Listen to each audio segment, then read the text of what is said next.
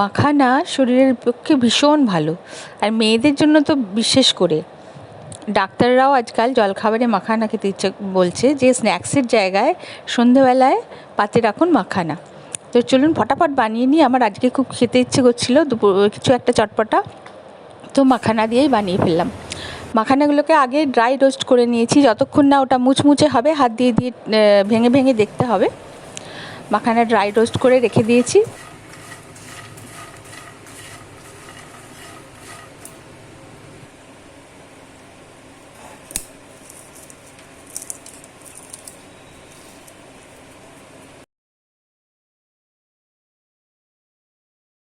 এবার সেই ওই ড্রাই রোস্ট করা মাখানাটাকে একটু ফ্রাই প্যানে ঘি দিয়ে, সামান্য ঘি দেবেন। এতগুলো মাখানার জন্য আমি 1 চামচ মতো ঘি দিলাম। তার মধ্যে কম আঁচে সমানে নেড়ে যেতে হবে, যাতে সব কটা মাখানার মধ্যে ঘিয়ের ফ্লেভারটা চলে আসে।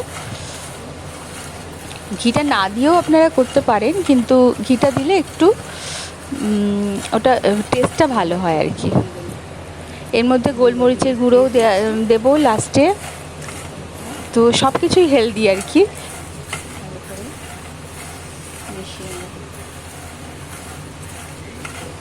দারুণ লাগে খেতে। এবার এর মধ্যে ওই ভাজা জিনিসগুলো সব মিশিয়ে দিলাম, কারি পাতা ভাজা, লঙ্কা ভাজা, নুন, গোলমরিচের গুঁড়ো। এবার এটাকে ভালো করে মিশিয়ে নিলেই ব্যাস তৈরি। ভীষণ ভালো খেতেও হয়, আর স্ন্যাক্স হিসেবে খুব ভালো। কেউ বাড়িতে আসলেও আপনি বানিয়ে রেখে দিন, ডাব্বায় ভরে সঙ্গে সঙ্গে বের করে দিতে পারেন।